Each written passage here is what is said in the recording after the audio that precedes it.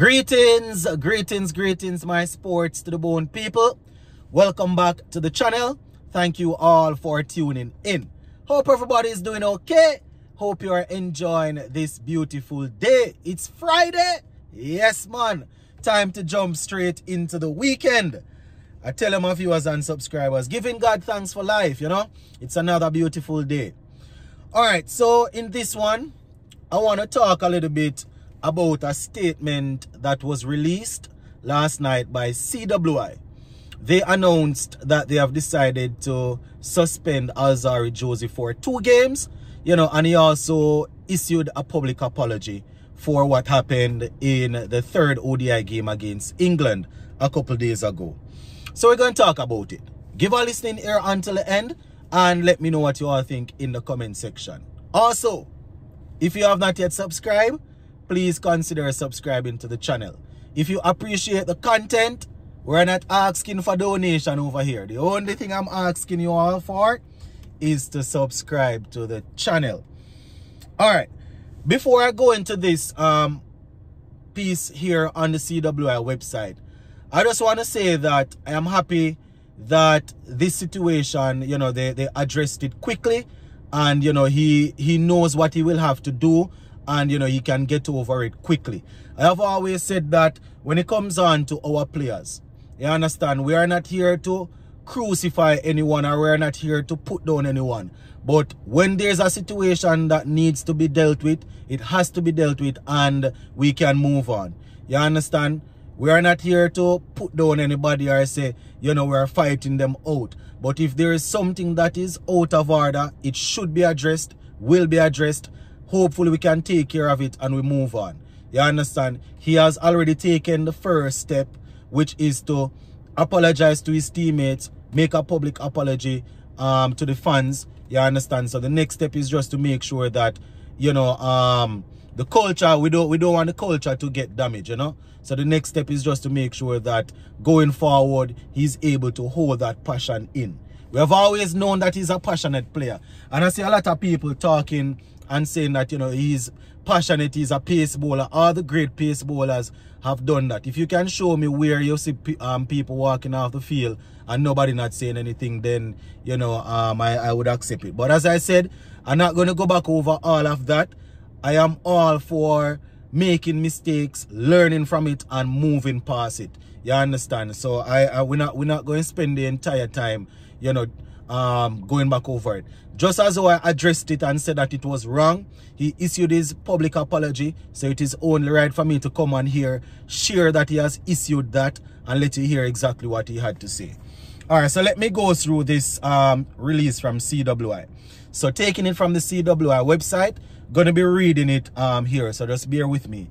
The headline says, Cricket West Indies announces suspension of Alzarri Joseph for 2 matches. So it says, Cricket West Indies has imposed a 2-match suspension on fast bowler Alzarri Joseph following an on-field incident during the 3rd ODI against Barbados. Right, they say, as part of CWI's ongoing commitment to upholding the highest levels of professionalism and integrity in the game, the incident, which involved conduct falling short of CWI standards of professionalism, was reviewed in consultation with the senior men's coaching staff. They went on to say, Maz Bascom, the CWI director of cricket, addressed the decision, stating, this is what Maz Bascom had to say, and I quote, Alzarri's behavior did not align with the core values that Cricket West Indies upholds. Such conduct cannot be overlooked, and we have taken decisive action to ensure the gravity of the situation is fully acknowledged. End quote. They said Joseph issued a public apology, acknowledging the incident and expressing regret. So this is Alzarri now, and I quote, I recognize that my passion got the best of me. I have personally apologized to the captain Shea Hope, my teammates and management. I also extend my sincerest apologies to the West Indies fans. I understand that even a brief lapse in judgment can have a far-reaching impact, and I deeply regret any disappointment caused. End quote. And this is what I will say to you, Alzarri Joseph. I have no problems with people making mistakes, learning from it and moving on. But as I said earlier, mistakes like those, we have to make sure that, you know, the consequences, it is clear. You understand? I personally, I accept your apology. And in the video that I did yesterday calling you out, the first thing I made clear is that, listen, this man is always available to play for us. He doesn't hop on plane around the world chasing all of the different leagues. So the respect is there. The respect is there. I mean, you know, sometimes we would definitely want him to be a little bit more, you know, in line with what we would want in terms of bowling.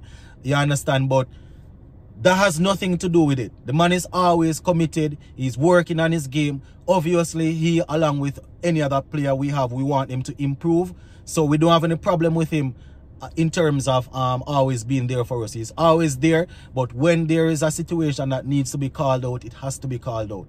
You understand? The apology is out there. I accept the apology. I would imagine that the diehard West Indies fans would accept it. And for those who are saying that nothing is wrong with it, you know, you probably need to look into it. And, you know, obviously he has decided to apologize. He didn't decide not to apologize. So he obviously, you know, knew that something was wrong with what happened. You understand? Sometimes when we are passionate, when we are in the moment, you know, our emotions get the better of us. You understand? And for those who are always talking about those who are without sin cast the first stone, those who are without this cast that, listen, we don't need to stop the foolishness. You understand? And stop being fanboys. When your favorite player is wrong, you need to let them know that it is wrong. Do something to address it and move past it. One of the popular feedback that I saw yesterday was that, you know, he's a bowler, so he should be able to set the field, he should be able to do this. We don't need to stop the foolishness. Bowlers are allowed to set field, yes, but there's a reason you have a captain out there. If there's a disagreement in terms of what field placement to work with, the captain's decision should be the final decision. There's a reason you have leaders out there. And a lot of us, we are rebels and rebels without a cause. So anything that goes against procedures, we like to go against it. You understand? This is not me preaching, but I'm just saying we need to stop the foolishness. You understand? Obviously, if we're gonna have all players coming out and setting the field, all bowlers setting the field, how is the plan going to work? The captain is the one that will say, all right, what field as you want? Bowler say, all right, give me this, give me that. Captain might say, listen, early in the game we don't want to work on this plan. We don't want to go too short to him. We're going to go outside the half stump. So I'm not going to give you anybody down mid wicket. I'm not going to give you anybody on the square leg boundary. We're not going short. We're going to go outside the half stump. I will give you an extra slip. I will give you a man at goalie or whatever, right? And it's supposed to squash like that, right? So once again, I'm not trying to drive anybody into believing what I am saying, but there's a reason you have leaders in every team sport. Obviously, you're gonna have senior players and senior bowlers that go and say, all right, this is what we're working with, and the captain might say, okay, let us see if we can work with that. You understand? But there's a reason you don't allow everybody to set the field, because the type of length and line that they are bowling might not line up with the plan that the captain has to try and work. The captain and the coach and the players, they come up with a plan off the field. When they go out there, it is the plan of the captain to lead the plan. It is the duty of the captain to lead whatever plan they are working with. Obviously, as I said how much time, senior bowlers will chip in, yes, but if there is a disagreement, the captain's decision is final.